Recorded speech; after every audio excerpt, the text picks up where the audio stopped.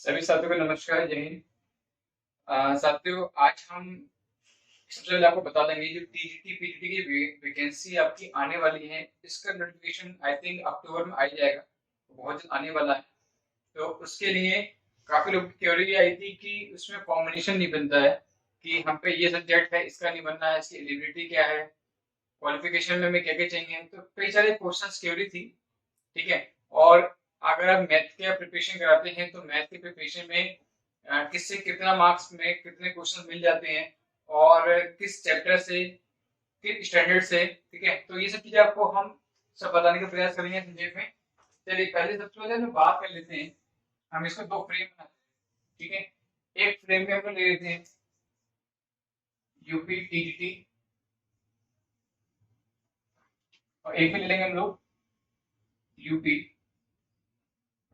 PGT, ठीक है। ये सभी को आपको मालूम है उत्तर प्रदेश माध्यमिक शिक्षा बोर्ड से रिलेटेड होती है ये। तो इसके बारे में कुछ महत्वपूर्ण चीजें हैं जो आपको मालूम होनी चाहिए, कि जिससे जब आपको उसका कॉन्सेप्ट पता होगा तो प्रिपरेशन करने में हमें और आसानी हो जाती है, ठीक है। तो सबसे पहले हम लोग देख लेते हैं। इसमें देखिए, मेन बात क्या आती है, जो मेन बेसिकली होती है आपकी क्वालिफिकेशन, ठीक है। तो क्वालिफिकेशन आपको मालूम है, इसमें हम लोग क्या लेते हैं, ग्रेजुएशन प्लस बीएड, ठीक है। मेन क्या आपका ग्रेजुएशन प्लस बीएड है। तो इनका जो मेन कॉम्बिनेशन पहले तो आपको ये होनी चाहिए, ठीक है। अब यहाँ पे आता है कि ग्रेजुएशन में क्या, ग्रेजुएशन में क्या। तो ग्रेजुएशन में हमारा, भाई, अगर आप बीएससी है तो बीएससी सही, बीए है तो बीए सही, और बीकॉम है तो बीकॉम, ठीक है।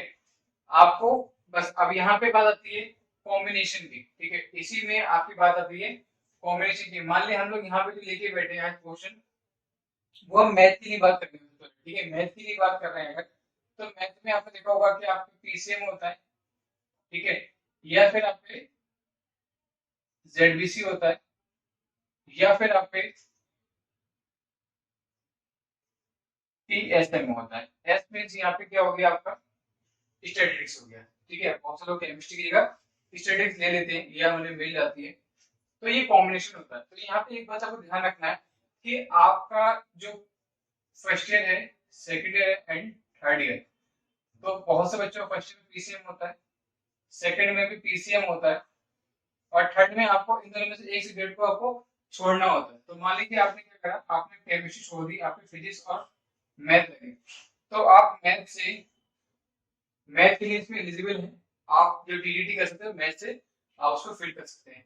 सपोज आपने पीसीएम आपके पास है, ठीक है, और आपने यहाँ पे मैथ्स को छोड़ दिया, ठीक है, खाली रह गया आपका फिजिक्स केमिस्ट्री। तो आपके लिए ये साइंस का सब्जेक्ट हो गया, तो आपको ये साइंस की वैकेंसीज में आपको कन्वर्ट होगा, आपको उसी के लिए आप एलिजिबल होंगे, ठीक है। साथ में एक चीज और ध्यान रखना है कि कभी किसी भी टीचर के पास पीएसएम होता है, मतलब फिजिक्स स्टैटिस्टिक्स मैथ, ठीक है।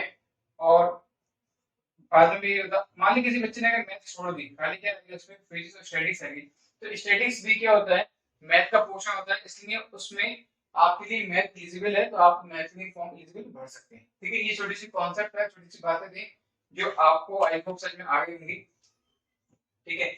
और इसके अलावा अगर किसी को और कंफ्यूजन हो रहा है कि जेडबीसी या इन सबको लेके, तो आपकी बायोमेट्रिक ये सब आपका साइंस की फॉर्म में जाएगा, यहाँ पे मैथ की फॉर्म की बात चली थी, ठीक है। इसके अलावा किसी और को क्वेरी है, तो बहुत से इसमें कुछ वैकेंसी ऐसी होती हैं कि जिसमें बीएड की जरूरत नहीं होती है, जैसे संगीत, ठीक है, और चित्रकला, ये होते हैं तो इसमें बीएड की आवश्यकता नहीं पड़ती है, इसमें डायरेक्टली क्वांटिटी हो जाती है, ठीक है। एंड मेन बेसिकली बात ये होती है कि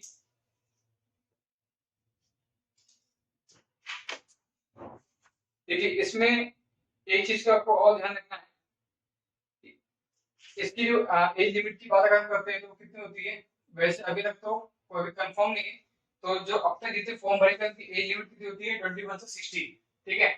और अब जो नोटिफिकेशन आएगा तो उसमें आपको चेक करना होगा कि एज का रेशियो क्या है। शायद नई शिक्षा में के हिसाब से कुछ कुछ और नया इम्प्रूव करके दिखा दे वो, बट अभी तक तो फिलहाल ये था। तो ठीक है, तो अभी तक तो आप इसके अकॉर्डिंगली अपने आप को मान के चलें, ठीक है। यहाँ पे एक चीज और कि अगर किसी पे मान लीजिए बीए है, ठीक है, किसी के पास मान लीजिए बीए है, तो बीए में क्या क्या होता है आपका एसएसटी होता है, ठीक है, बीए में क्या क्या होता है आपका एसएसटी होता है। एसएसटी में क्या आपका हिस्ट्री, ज्योग्राफी, इकोनॉमिक्स या पॉलिटिकल साइंस ये सब्जेक्ट होते हैं। तो यहाँ पे आपको ये जैसे कि हमारा पीसीएम ग्रुप में था कि लास्ट में कुछ सब्जेक्ट रह जाते हैं कॉम्बिनेशन के लिए, तो लास्ट में आपको जो सब्जेक्ट्स में रह जाते हैं हमारे कॉम्बिनेशन के लिए, उस कॉम्बिनेशन से आपको अपना जो बीएड की अपनी डिग्री ले रहा हो उसमें आपको अटैच करके देखना है कि आपको कौन सा उसमें मैच करता है, तो आप उसके अकॉर्डिंग उसका फॉर्म फिल कर सकते हैं, ठीक है। एम को भले कोई ऐसे चूज करता है वो आराम से भर सकते हैं, डायरेक्ट उसमें कोई दिक्कत नहीं आती, ठीक है। तो ये थोड़ा सा छोटा सा कॉन्सेप्ट है इसके बारे में, एज के बारे में आपका हो गया। अब हम लोग बात करते हैं इसके मार्क्स कितने होते हैं, ठीक है। तो इसमें जो मार्क्स का जो क्राइटेरिया होता है वो होता है हमारा 125, ठीक है। 125 का मतलब 125 आपके क्वेश्चंस आते हैं, ठीक है। 125 आपके क्वेश्चंस आते हैं। अब यहाँ पे क्वेश्चंस का मतलब जो पर क्वेश्चंस की जो क्वांटिटी होती है मतलब वो होता है हमारा 3.4 मार्क्स का, ठीक है। जो एक क्वेश्चन होता है वो होता है 3.4 मार्क्स का क्वेश्चन होता है, ठीक है। और इसमें जो हमारे टोटल जो हमारा इसके अगर मल्टीप्लाई करते हैं तो हमारे पास कितना हो जाता है, हमारी जो कट ऑफ जो बनती है हमारी 425 मार्क्स का बनती है हमारी, ठीक है। तो ध्यान रखें चीजों को, बहुत से लोग सोचते हैं कि 125 क्वेश्चन तो 125 नंबर के आते हैं, तो ऐसा नहीं है। तो इसको यहाँ पे ध्यान रखना, और साथ में इसका जो टाइमिंग होती है कितनी होती है, 2 आवर्स की होती है, 2 घंटे की टाइमिंग होती है। तो ये सब क्राइटेरिया आप इसमें देख लीजिए, ठीक है। इसके अकॉर्डिंग आपको अपने आप को प्रिपरेशन करनी है, आपको माइंड सेट करना है कि हमें कैसे मैनेज करना होता है, ठीक है। अच्छा एक चीज इसमें और थोड़ा सा कंफ्यूजन अगर आपको ना होती हो, तो जब हम लोग प्रिपरेशन करते हैं तो इसमें एक चीज ये ध्यान रखना है कि 125 क्वेश्चन 125 क्वेश्चन कहाँ से किससे पूछे जाते हैं, ठीक है। तो उसके बारे में आपको हम अभी क्लियर कर देते हैं, ठीक है। तो हम एक काम करते हैं, मैंने फिर थोड़ा सा एक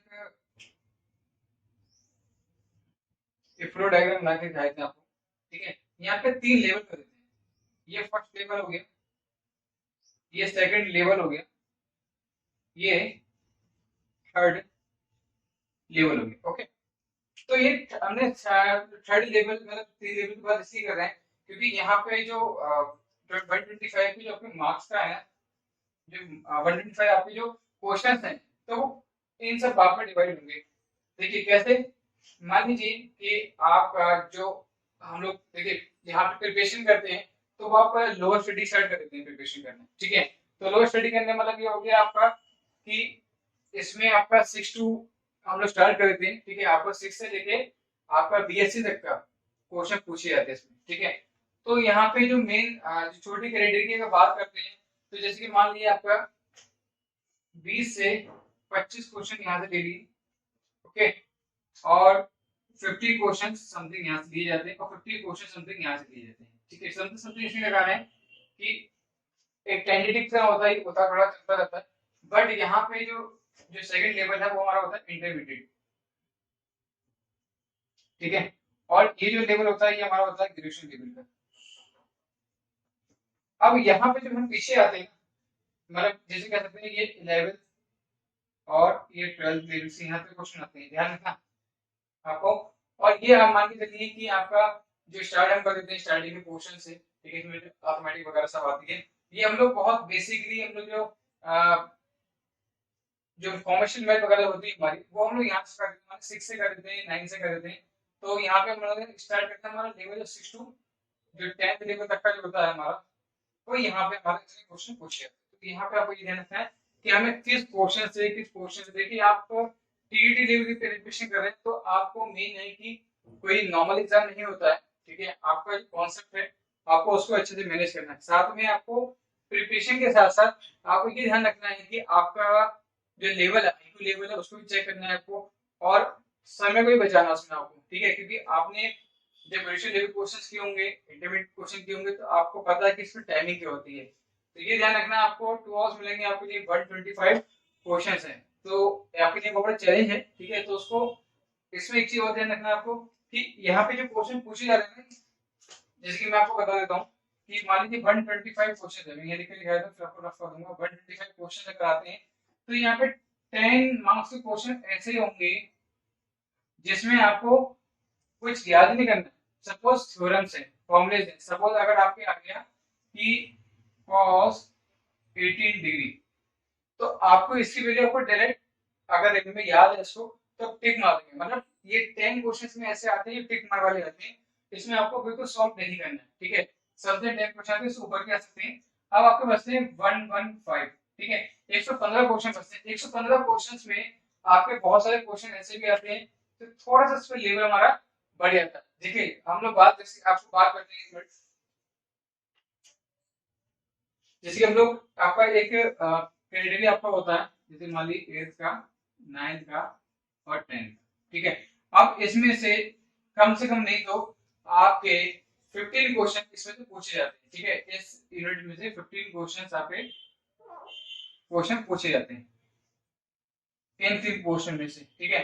समथिंग समथिंग, क्योंकि हमने कहा था कि लगभग 20-25 क्वेश्चन में से आते हैं। तो ये जो मेन आपका जो फॉर्मेट बनता है वो यहीं से बनता है। अब उसके बाद जब हम आते हैं पूरे पूरे 100 से, ठीक है, तो यहाँ पे हम 11th और 12th लेवल की बात कर लेते हैं।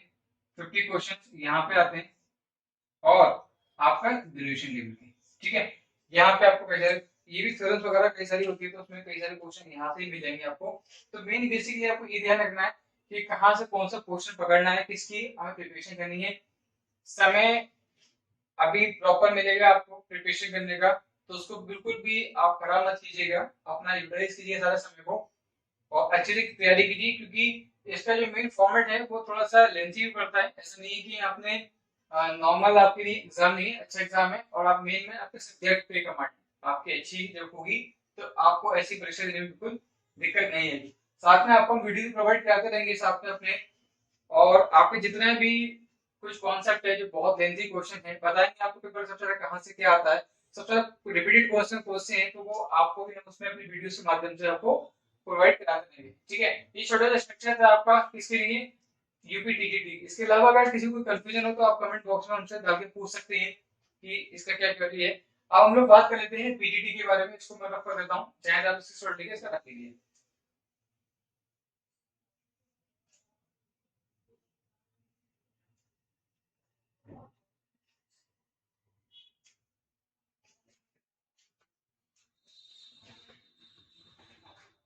चलिए,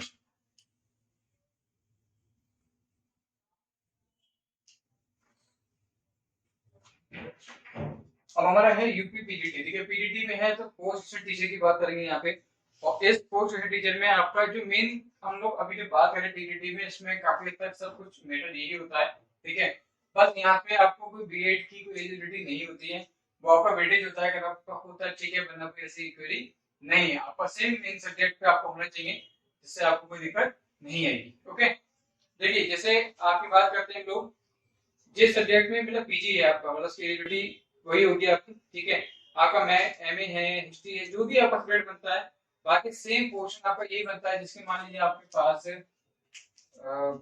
आपने एमएससी किया है, ओके, आपने एमए किया है, आपने एमकॉम किया है, जो भी आपने किया है। एमएससी में आपका मैथ सब्जेक्ट है, फिजिक्स सब्जेक्ट, जो सब्जेक्ट से आपको सब्जेक्ट से एलिजिबल है।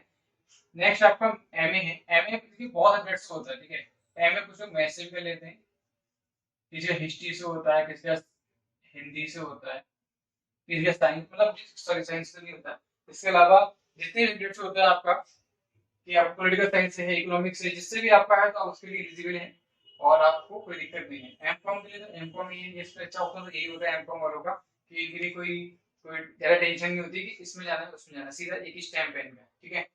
तो ये इस तरह का फॉर्मेट है। बाकी जो एज की बात करते हैं, एज इनकी भी सेम यही होती है, 21 से 60 रेशो की भी अभी तक की बात चली जा रही है। अभी आगे की जो नोटिफिकेशन आएगा उसमें आपको क्लियर हो जाएगा, लेकिन अब तक का इसमें भी 125 ही क्वेश्चंस आते हैं, ठीक है।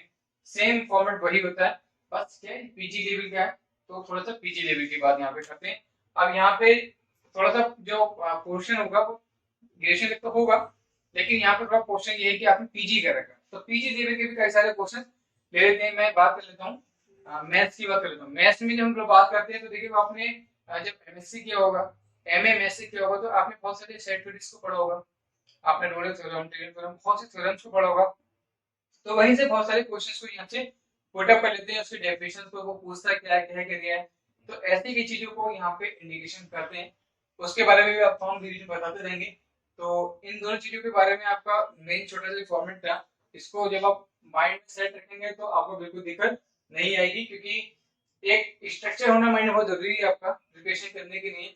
अन्यथा प्रिपरेशन हम करते हैं लेकिन एक जब तक कॉन्सेप्ट ना पता हो, जब तक कहीं की थोड़ी सी वो आधा फ्लो हमारा खराब होता है। ठीक है, तो ये सब चीजें हैं आपका। बाकी कोई भी क्वेरी हो आपको तो प्लीज कमेंट बॉक्स में बता दीजिएगा, और एक बार चैनल को लाइक और सब्सक्राइब जरूर कर दीजिएगा ताकि न्यू नोटिफिकेशन आपको मिलते रहे। हमारी कंटिन्यू वीडियो चल रही है, आप उनको भी देखते रह सकते हैं। उसमें बहुत से शॉर्ट ट्रिक्स बताते हैं, क्वेश्चन कितने भी लेंथी क्यों ना हो उसको कोशिश करते हैं कि आपका एक स्टेप में आता है, क्योंकि हमारा क्वेश्चन कोई भी होता है तो हमको एक ही स्टेप में इतना छोड़ देते हैं, तो यहीं पे आपको आंसर क्लियर कर देते हैं। ठीक है, चलिए, thank you so much for watching this video, keep it up.